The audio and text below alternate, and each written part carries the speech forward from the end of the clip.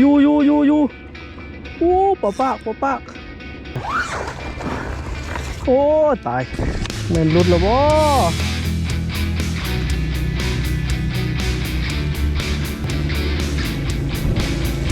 มากออยู่นี่เว้ย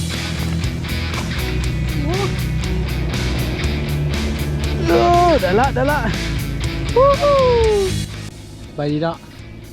อีกเช่นนึงเนาะมื้อนี้มาซิเบ็ดอยู่น้ำของคือเก่าเนาะมื้อนี้มันลงอยู่ว่าสิลง4คันเนาะเดี๋ยวนี้เขาลงไว้ได้ละ3คันเนาะแล้วว่าสิลงตื้มอีกคันนึงอยู่ข้างหน้านี่เนาะยังมีบอลว่างขอลงคันนึงอยู่เนาะ3คันนี้ว่าสิเอาเนื้อปรุงเนาะเนื้อหอมเนาะลงเนาะแล้วอีกคันนึงว่าสิลองเอาเนื้อเหม็นอาจจะลองเนื้อเหม็นลงเพราะว่าลงไปประมาณ3นาทีแล้วก็ยังเงียบอยู่เนาะคันยืดตอนลงไม่มันมีอาการนิดนึงเนาะแต่ว่าดึงขึ้นมากับบ่ติดเนาะอาจจะเป็นดวงเบ็ดเขาใหญ่พอดบ่มันปลาน้อยกวนบ่แล้วเขาสิลอง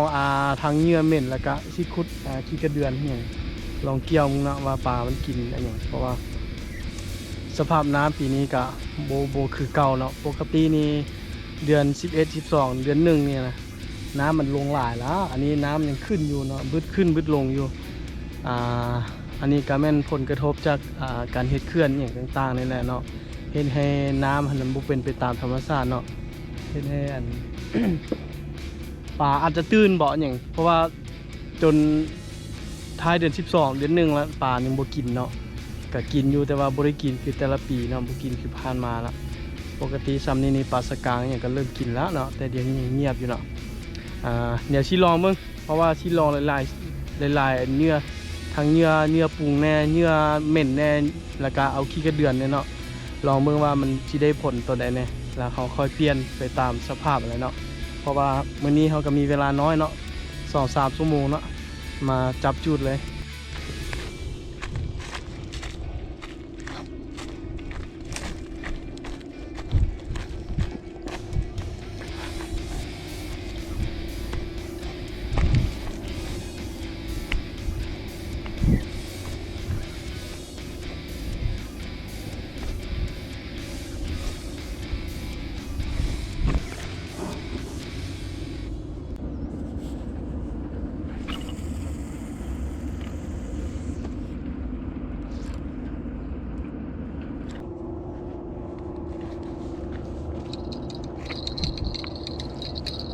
เสียงกระลิ่งดังนิดนึง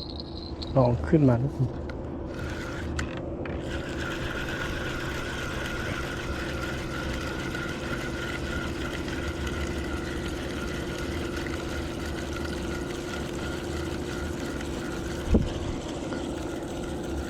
มีบ่โอ้เบาๆเลยบ่มีบ่ติดนี่เด้อระดับน้ำของมื้อนี้ฟังพุ่นกับเป็นฟังเพื่อนบ้านเขาเนาะเป็นจังหวัดหนองคายเนาะอันนี้แม่นบ่เขาเจ้าดูดทรายทางเบื้องลาวในเบื้องไทยก็ดูดทรายเฮือนเนาะ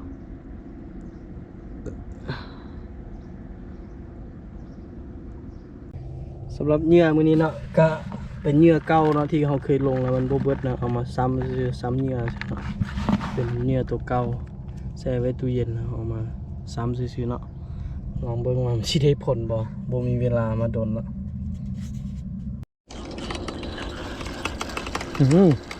คันนี้เหยื่อหอมเด้ออยู่บ่นี่นะกัดแห้งเติมเลยแต่ว่าคือเบาใช่ป่ะบ่อยู่ติอยู่ปลาปากตัวแรกปลาปากอ้อมาแล้วเด้อปลาปากใส่น้อยๆเด้อคือตัวน้อยแท้ซะนะเอาแฮกมานเห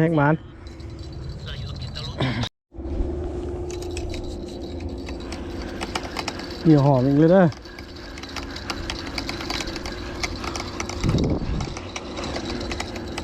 เสือมีปลาปากน้อยเก้าละ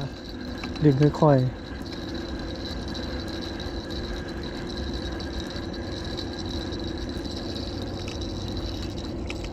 นี่ รุ่นเดียวกับตัวเมื่อกี้เด้อปลาปากน้อย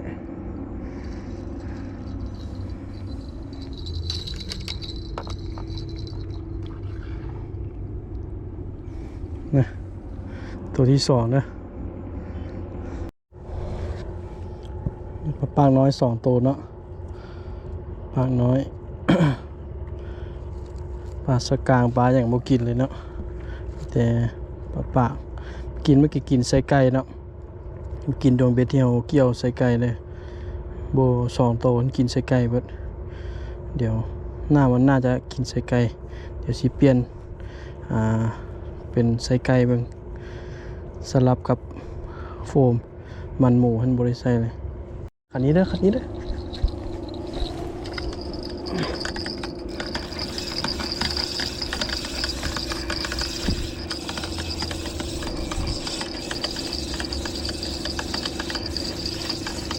คนนักอยู่เด้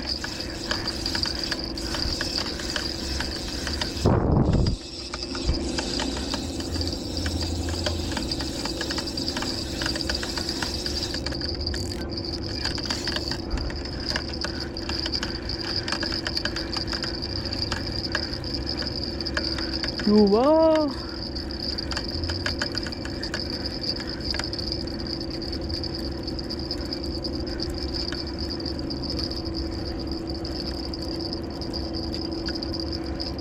อ้าวบ่อยู่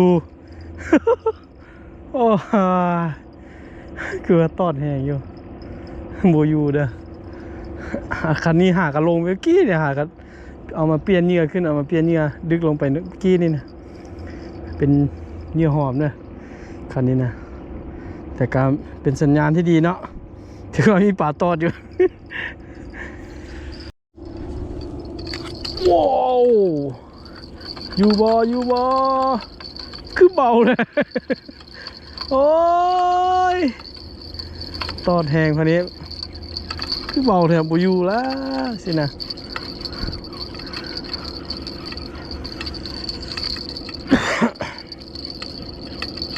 คันนี้เหงื่อเหม็นเด้อคันนี้นะตอดหลายเทื่อแต่ว่าบัดดึงมาแล้วบ่ติดไว้อันนี้ก็สิคือกันแท้แหละบ่เบานึงนี่เป็นหยังว่าดวงเบ็ดใหญ่โพดว่าหรือว่าจังได๋วะเป็นน้ำดวงเบ็ดเป็นน้ำดวงเบ็ดใหญ่โพดบ่นี่คมอยู่นะ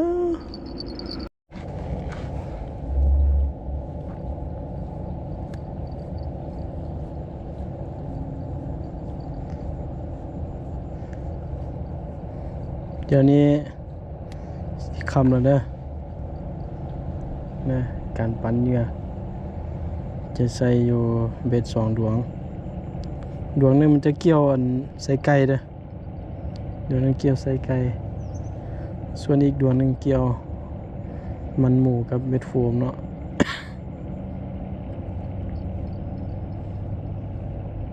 รู้สึกว่าเขตนี้จะมีแต่ปลาน้อยคันดวงเบ็ดใหญ่นี่โอกาสมีลุ้นเยอะแยะบ่ติดปลาน้อย โอเคเนาะ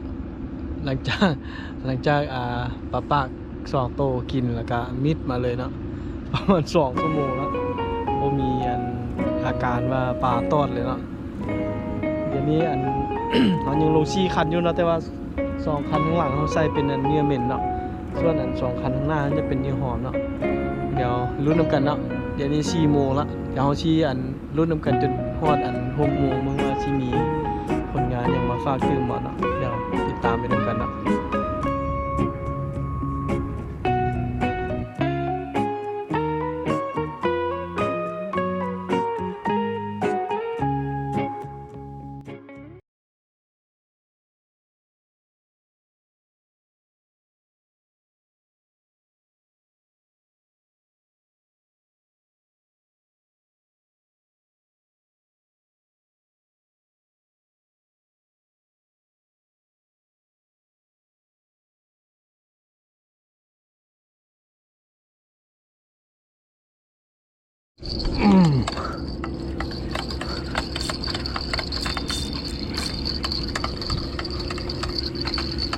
ตอนแห้งอยู่เนี่ย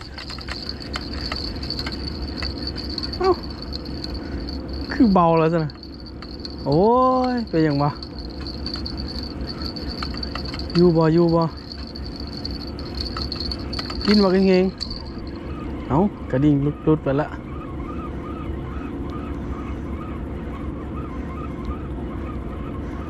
โอ้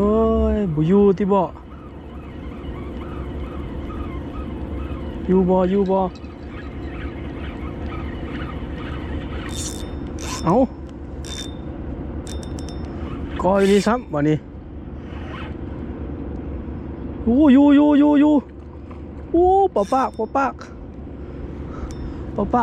อยู่ปล่อยก่อนอยู่บ่ยังอยู่บ่นี่ยังอยู่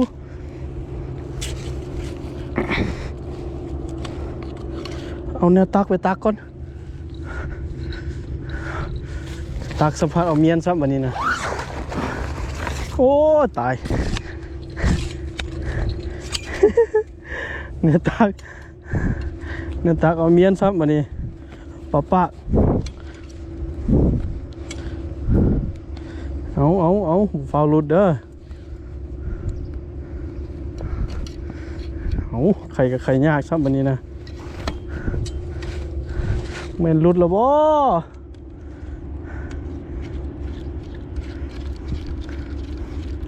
ตัวนี้ฟ้า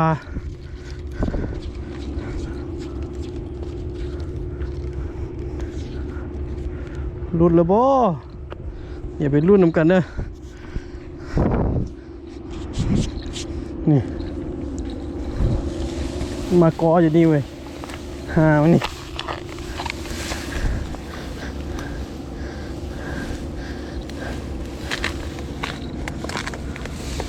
กออยู่รูปนี้นะ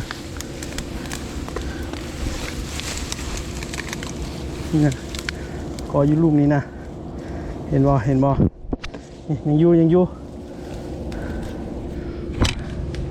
ที่ตักมันนะได้บ่ยังบ่ได้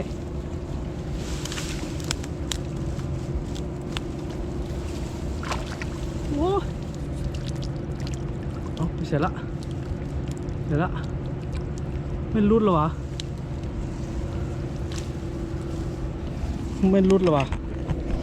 เอาสองมือสิลงน้ำบ่วันนี้นะยังอยู่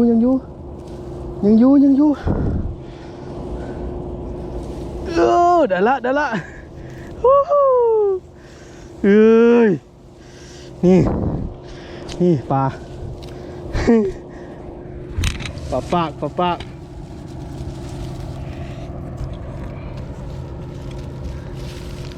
กเด้อ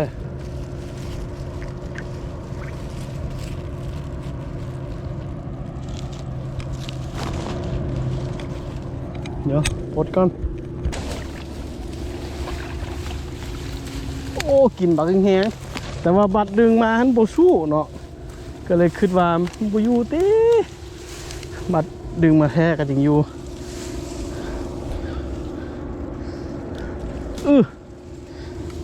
ไปบ้านนี้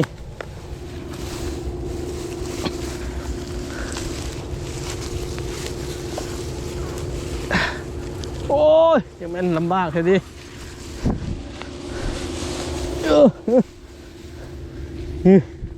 โอ้ยชัวร์สิได้โตนี่เด้อปะ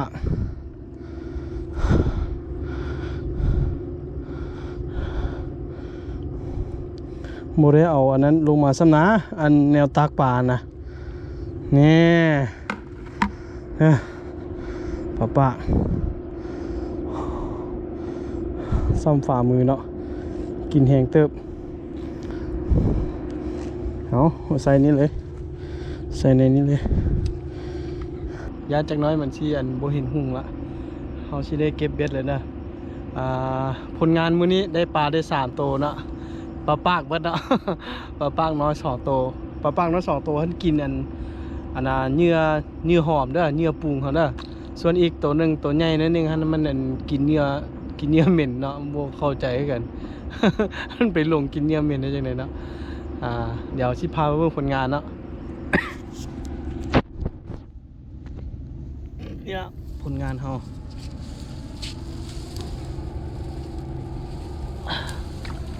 เออ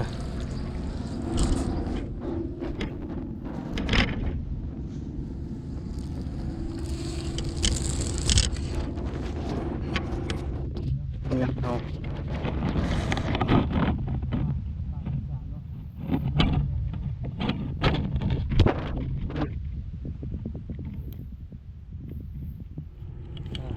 โอเคเนาะสำหรับคลิปนี้ก็สิได้จบเพียงเท่านี้เนาะเดี๋ยวเขาสิเก็บเบ็ดแล้วก็สิได้กลับกันเลยเนาะเจอกันใหม่คลิปหน้าเนาะบายดี